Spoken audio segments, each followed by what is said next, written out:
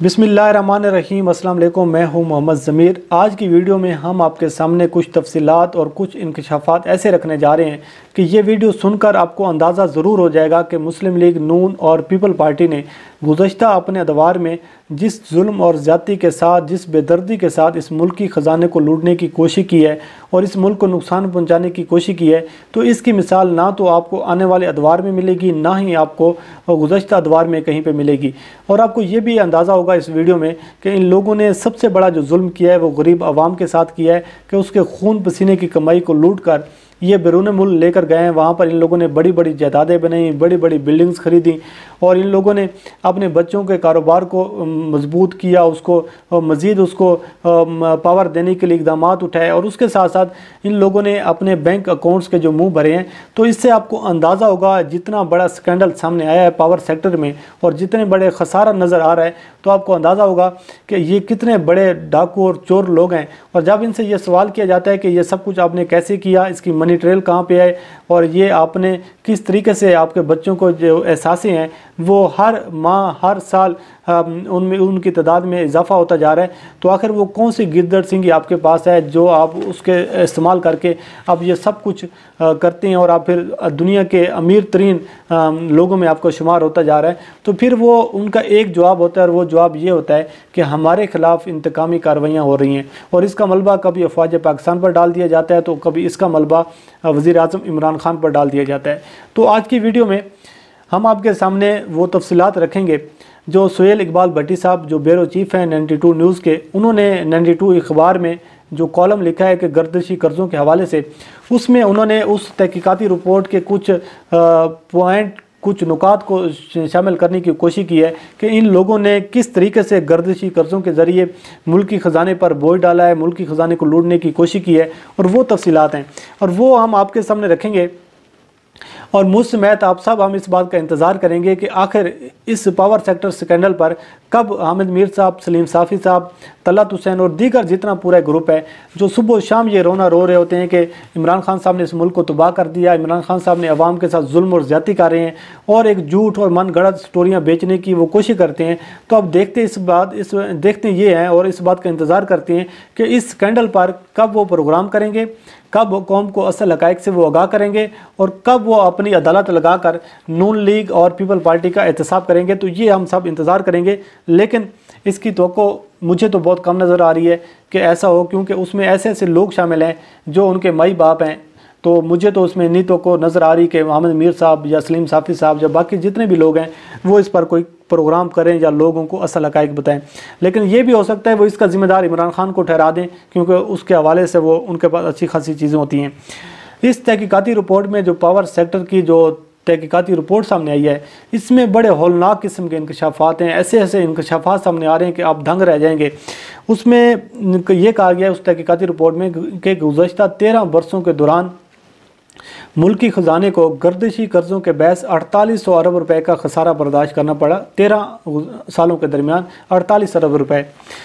उसी रिपोर्ट में ये इंकशाफ हुआ है कि जब मुस्लिम लीग नून की 2013 में हुकूमत आई, मुस्लिम लीग नून इक़्तिदार में आई, तो एक नारा लगाया गया कि हम बिजली के ये जो लोड शेडिंग है इसका अजाब हम ख़त्म करेंगे, अंधेरे ख़त्म हो जाएंगे, उजाले हो जाएंगे, रोशनी हो जाएंगी।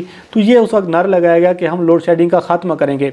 तो इस नारे की बदौलत IPPs को जो निजी इदारे हैं बिजली पैदा करने वाले, उनको 480 अरब रुपए की अदायगियाँ कर दी गई। हुआ यूँ, कहानी यहाँ से शुरू होती है कि कौम को लॉलीपॉप दिया गया और कहा गया कि अब आने वाले दिनों में लोड शेडिंग ख़त्म हो जाएगी, बस कुछ दिन की बात है। लेकिन हुआ ये कि जो IPPs हैं, निजी इदारे बिजली पैदा करने वाले, वो बर वक्त बिजली पैदा ना कर सके, उनको 23 अरब रुपए का जुर्माना कर दिया गया।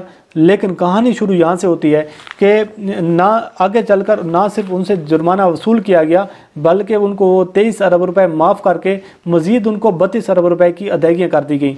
और ये वो एक ऐसा पॉइंट है कि ना इसकी आज तक कोई तहकीकात हुई आज से पहले, ना किसी के सामने ये चीज़ आई कि आपने क्यों उनको 480 रुपए किस मुआहदे के तहत उनको आपने दिए, क्या मुआहदा था, क्या असल हकीकत थी, और आपने फिर उन पर जो जुर्माना था 23 अरब रुपए का, कोई मजाक नहीं है 23 अरब रुपए, वो आपने माफ़ कर दिया, और फिर मज़ीद उनको 32 अरब रुपए आपने उनको अदायगी कर दी। अवाम की, गरीब आवाम की खून पसीने की कमाई जो वो टैक्स की सूरत में मुल्क के ख़जाने में जमा करवाते हैं, तो उन्होंने वो उनको दे दी। और इसका मकसद आप खुद जान सकते हैं कि मतलब क्या था, मकसद क्या था। और आपको पता है कि कमीशन का जो चक्कर होता है इसमें, फिर जो आप अच्छी तरह उसको जानती हैं। उसके बाद आप आ जाएं पीपल पार्टी के दौर में आ जाती हैं। 94 का दौर था पीपल पार्टी का, और उस 94 में पीपल पार्टी ने IPPs के साथ एक अनोखा मुआहदा किया कि 13,000 मेगावाट वो बिजली पैदा करेंगे। और तो ये मुआहदा ये था कि बिजली पैदा करें या ना करें, लेकिन उनको अदायगियाँ होती रहेंगी, पैसे उनको मिलते रहेंगे, जिस पर ये ऑन द रिकॉर्ड है। ये चीफ जस्टिस ऑफ पाकिस्तान ने भी इसके खिलाफ सुप्रीम कोर्ट के चीफ जस्टिस की ऑब्जर्वेशन भी है, और सेनेट की कैमरा कमेटी की रिपोर्टें भी इस हवाले से मौजूद हैं कि किस तरीके से इन मुआहदों में बेज़ाब्तगियाँ की गई। 94 के बाद IPPs जो निजी इदारे हैं बिजली पैदा करने वाले, उन्होंने कौमी ख़जाने से 350 अरब रुपए गैर मुनसिफाना तौर पर वसूल किए, जिसके बहस बिजली के प्लांट्स 15 की बजाय 50 से 70% तक मुनाफा कमाते रहे। लेकिन आज तक किसी को ये ज़रूरत महसूस नहीं हुई, किसी ने ये मुतालबा नहीं किया, किसी ने ये जांच पड़ताल करने की कोशिश नहीं की कि आखिर इसके पीछे कौन सा ऐसा माफिया है जो ये सब कुछ करवा रहा है। इतने ज़्यादा मुनाफे कमाए जा रहे हैं, लेकिन बिजली दूसरी जानिब पैदा नहीं हो रही, आवाम उसी तरीके से लोड शेडिंग का शिकार है। तो आखिर इसकी वजूहत क्या है, लेकिन क्यों तहकीकात होती, क्या उसके पीछे कोई जांच पड़ताल की जाती? क्योंकि जब लेने वाले और देने वाले एक जैसे हों और प्लान साहब ने मिलकर तैयार किया हो, तो फिर कौन किसको ज़िम्मेदार करार दे, कौन किस पर मलबा डाले, तो ये एक बड़ा मसला होता है। उसके साथ इसी तहकीकाती रिपोर्ट में एक इंकशाफ ये भी हुआ है कि निजी कंपनियों ने बेहतर टैरिफ के लिए तेल की पैदावार को जो उसके अदाद-ओ-शुमार हैं वो गलत तौर पर पेश किए। उसी तरीके से इसी रिपोर्ट में ये भी कहा गया कि 94 की पावर पॉलिसी के तहत 16 कंपनियों ने 50 अरब 80 करोड़ रुपए की सरमायाकारी की, और उन कंपनियों को अब तक 415 अरब रुपए का मुनाफा हो चुका है, वो कंपनियां कमा चुकी हैं। आप अंदाज़ा लगाएं कि कितने भारी भरकम उनको मुनाफे हो रही हैं, और आवाम बेचारी जो है वो जलील व ख्वार हो रही है। इंक्वायरी कमेटी के मुताबिक इन कंपनियों के सरमायाकारों ने शराकतदारों को 22 गुना मुनाफा अदा किया।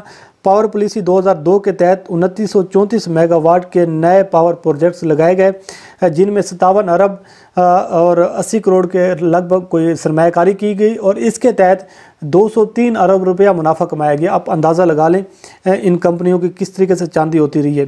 पॉलिसी 2015 के तहत 2 कंपनियों ने सरमायाकारी की, जिसमें से एक जो कंपनी है उसको एक साल में 71% मुनाफा हुआ और दूसरी को 32% मुनाफा हुआ। और रिपोर्ट ये भी कहती है कि तेल कम इस्तेमाल किया गया, लेकिन उसको जहर ज़्यादा किया गया, उसका बेनिफिट है जो उसका कैश होता है वो ज़्यादा वसूल किया गया। तेल की मद में ये कंपनियां गुज़श्ता 9 साल के दौरान 64 अरब 22 करोड़ रुपये ज़्यादा कमा चुकी हैं, और मुस्तकबिल में 145 अरब और 23 करोड़ से ज़्यादा ये वसूल करेंगी।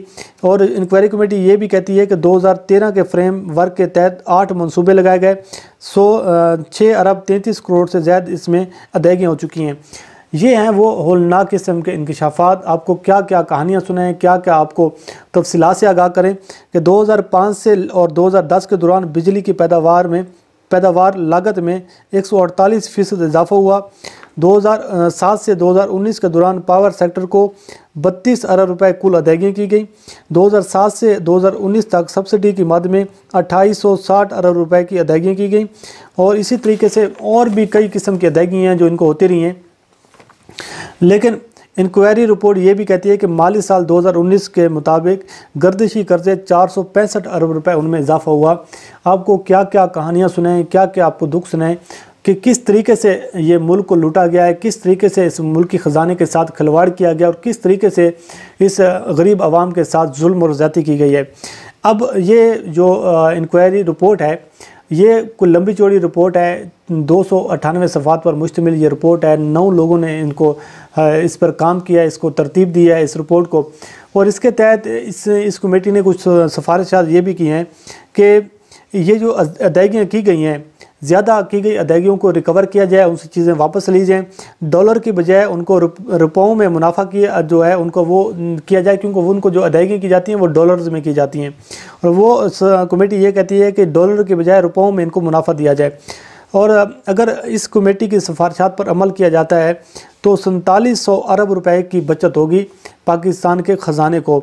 और इसी तरीके से पावर प्लांट्स के साथ मुआहदे जो हैं उनके साथ उन पर दोबारा नज़रसानी की जाए और इस तरीके से 150 से 200 अरब रुपए की बचत होगी। क्या ये सूरत हाल है मुस्लिम लीग नून और पीपल पार्टी के दौर की कि इन्होंने IPPs को लाकर किस तरीके से अवाम के साथ जुल्म किया, ज़्यादती की, लेकिन जब इनसे सवाल किया जाता है कि ये सरे महल कैसे बना, ये लंदन के फ्लैट्स कैसे बने, आपने इतनी बड़ी कंपनियां कैसे लगीं, ये शुगर मिलें कैसे लगीं, ये आपने आपके हर एक छोटा बच्चा भी अगर है घर का तो उसके पास भी अरबों रुपए के असासे हैं, तो ये कहाँ से आए? तो फिर जवाब मिलता है कि हमारे ख़िलाफ़ इंतकामी कार्रवाइयाँ हो रही हैं। और ये जो रिपोर्ट हम आपके सामने ये जो हम आपके सामने रख रहे हैं, तो ये जो रिपोर्ट सामने ये सिर्फ एक शोबे की है, तवानाई के शोबे की। इसी तरीके से और भी शोबों की जो रिपोर्ट्स हैं वो भी जब आएंगी तो आपको पता चलेगा कि इन दो जमातों ने किस तरीके से मुल्क के साथ जुल्म किया है, ज़्यादती की है और कौम को बेचने की कोशिश की है। तो अब हम सबको इंतज़ार इसी बात का होगा कि अब हामिद मीर साहब, सलीम साफ़ी साहब और तला साहब, इनको चाहिए कि ये कब इन पर प्रोग्राम करते हैं, कब कौम को इनके जो चेहरे हैं उनसे जो नकाब उतारते हैं। लेकिन तो को काम है कि ये इन पर प्रोग्राम करेंगे, इनको अपनी अदालत के कटहरे में लगाएंगे। तो ये थी वो सूरत हाल जो आपको आगाह करना चाह रहे थे। मुझे दीजिए इजाज़त। अल्लाह करीम आपका हमें नासिर व खुदा।